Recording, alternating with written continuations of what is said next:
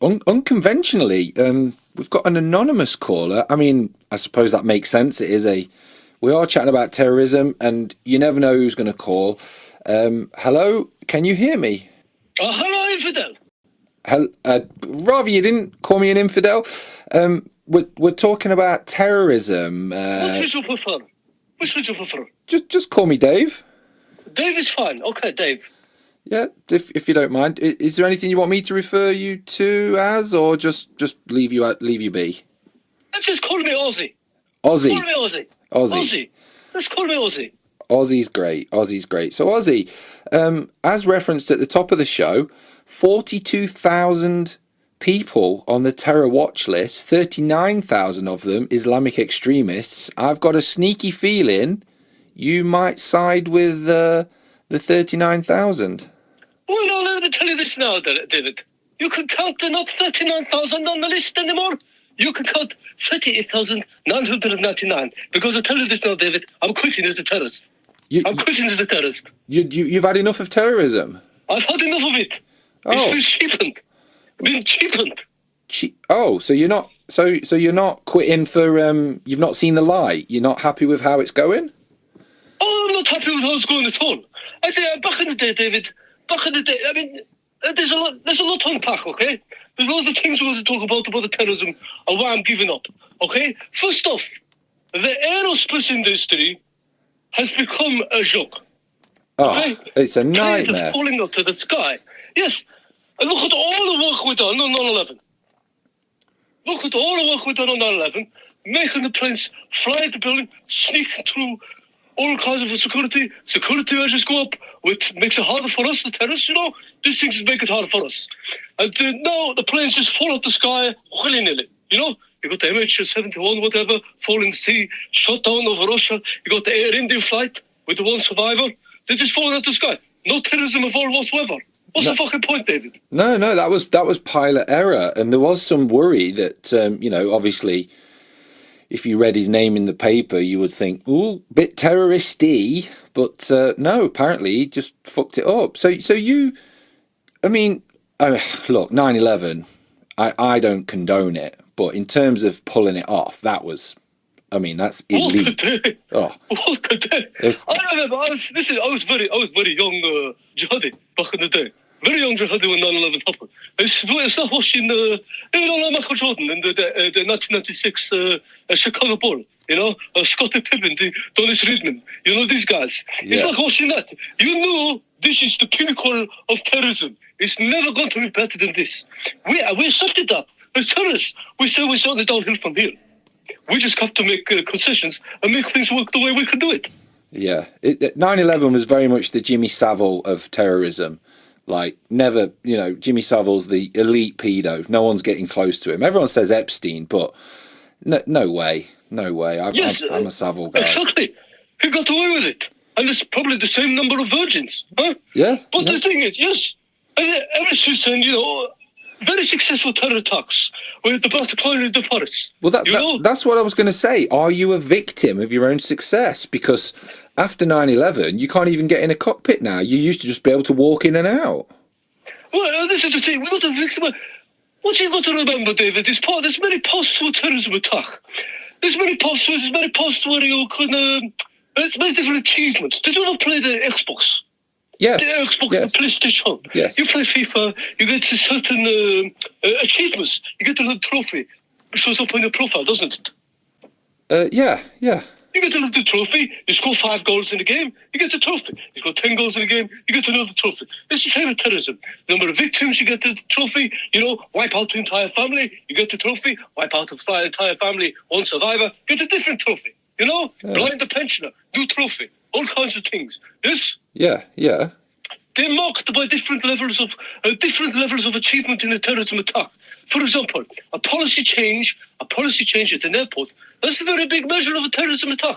A lot of people make fun. Let me tell you something, David. A lot of people make fun of the Glasgow terror attack 2007. Remember the Glasgow terror attack 2007? Yes. People were laughing. Yeah. People were laughing at him because he got headbutted by the Glasgow man.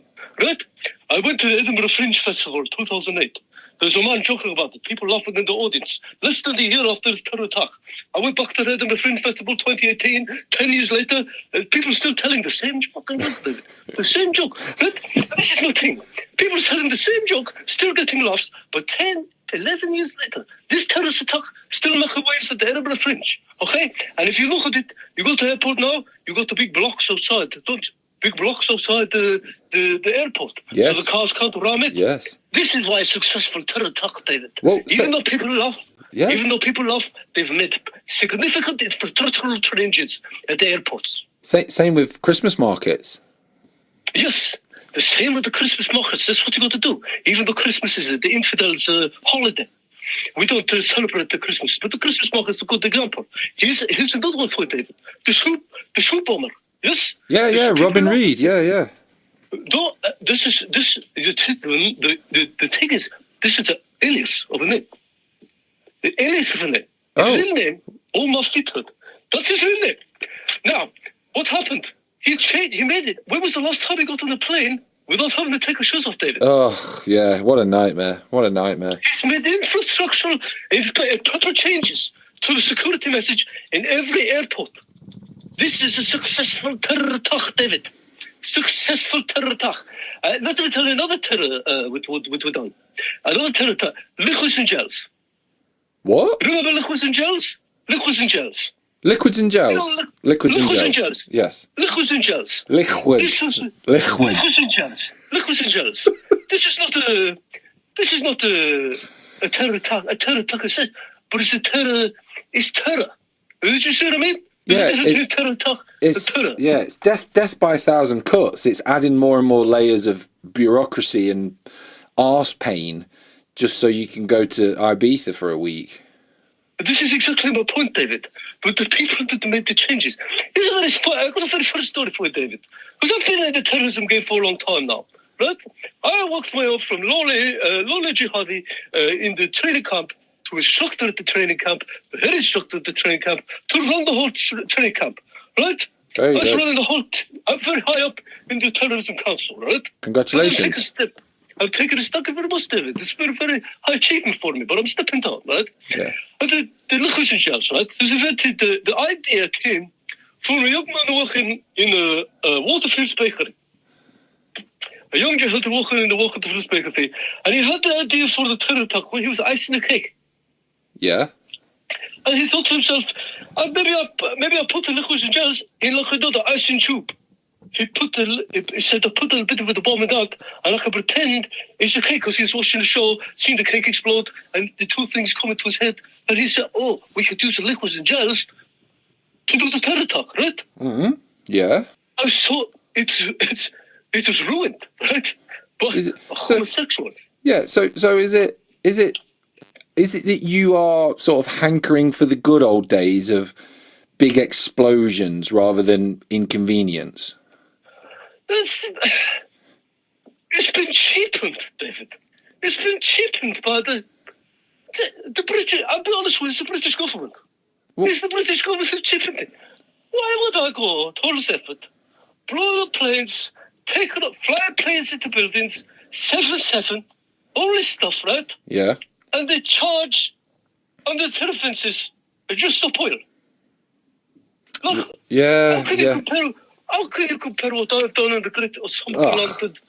How can you compare that? The last thing to the M25. The last thing you want as a jihadi is to be compared to Just Stop Oil. That's an insult. Exactly. But they get charged under the same laws. They get charged under the same laws. It's not fair, David. I work all my life. For this. I don't get cheaper. There's a dude on the news, a guy on the news, right? Yeah. A blind man arrested holding a sign saying Palestinian Action I support. Right? A blind man. So I support. How can you have a disabled man? How can you have a disabled man in the who's to know? He didn't know what he's holding. He didn't know what he said. The blind man, he didn't know what he said. He could have been holding anything. You could tell him he's holding something, and it could say something completely different. Exactly. And he's on the same list as me, David. So he's on the same list as me. So what would you like to see happen then? I'd like I like them to change law back so it's not so easy to get on the terror list. It's far too easy. It's like a mock of the week. Do you know mock of the week? Ugh. And it used to be beautiful show. Panel, all men. Right? Yeah. All men. Yeah. Now you got to take boxing. You got to have a lady on each team. I've got to have a lady on each team. So I remember back in the day, comedian cut their arm off to get on a show like this. No, you just cut your dick off. Yeah. Yeah. Take a box. Take a box. Just tick a box. Disabled people on the same list as me, David. A blind man. The only terrorism attack a blind man do. Maybe his guide dog, XL bully, take it into a playground. That's all I could think a blind man do in a terrorism attack. Nah. But it's not like that back in the day. I'd like to see a blind man wire a bomb. I tell you that. It's, that would be very funny. it just this is very funny. But a funny game show. that would be a great game show. Yeah, What a game show this would be. we could call it Red Wire, Blue Wire. David, now we should go on Dragon's Den together. I think we should. I think that sounds great. So you've took yourself out of terrorism. So what's the plan now? I think I just, I don't know, I laid around for a while. I made a lot of money from terrorism. But I don't need to be scared of the MI5 now. Don't need to be scared of the MI6. Take me off the list. I don't want to be part of it anymore. Maybe I'll go on a book tour. Maybe I'll write a book about all the terrorism stories I have. You know? It'd be interesting. It'd be like, when Wayne Rooney go on the podcast.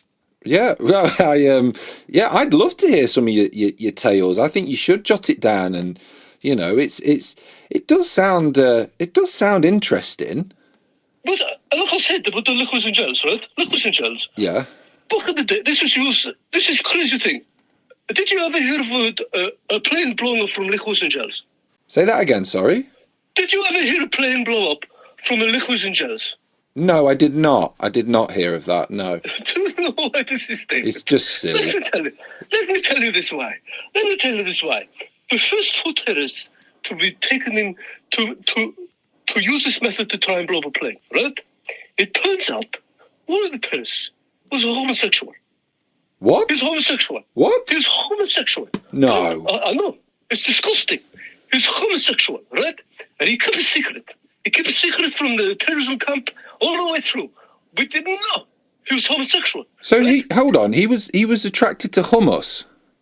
Oh, he is attracted to men.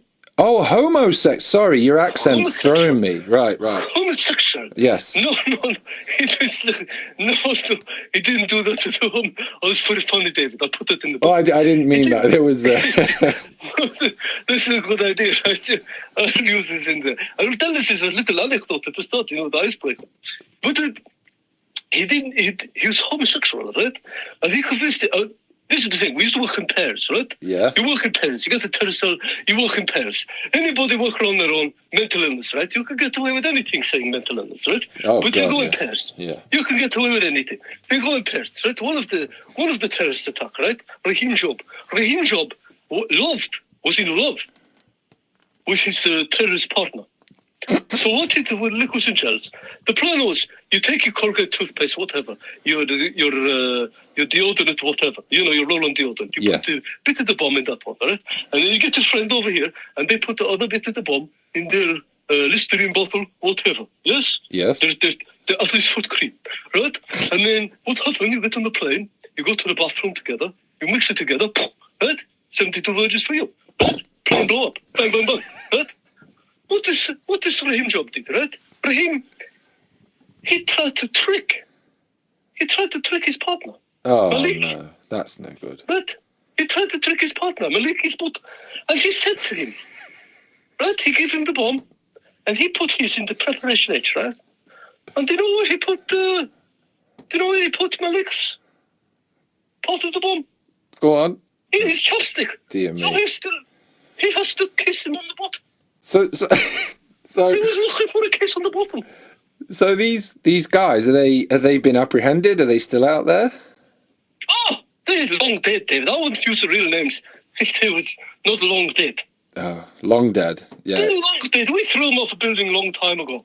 Oh shit. Well, of course. Yeah. I mean, yeah. You can't fail at a terror attack and be homosexual. And the thing is, Malik should have come to us. I don't think you could be homosexual and call Raheem Job and Malik Malik Butt. Maliki's Butt. Yeah, Maliki's Maliki's Butt. Butt. Maliki's Butt is it's a dead giveaway, I think.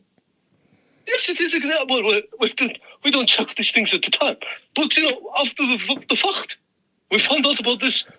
Chop off Raheem Job's head, throw him off a building, put some crazy music over it, set it out as a TikTok. Brilliant. It's great advertising. It's fantastic. Well, We can't have this. But this is the thing with terrorism nowadays. It just doesn't work anymore. We got to just appoint people. Women charged with terror attack. I can't be on the same list as a woman, David. I don't know if you know much about my culture. I can't. It does sound very disrespectful. I never thought I would feel sorry for a terrorist, but I feel for you. I know what it's like to have a passion, and I know what it's like to want to get things done. And it sounds like you've been hampered, and I'm sorry you've been through that.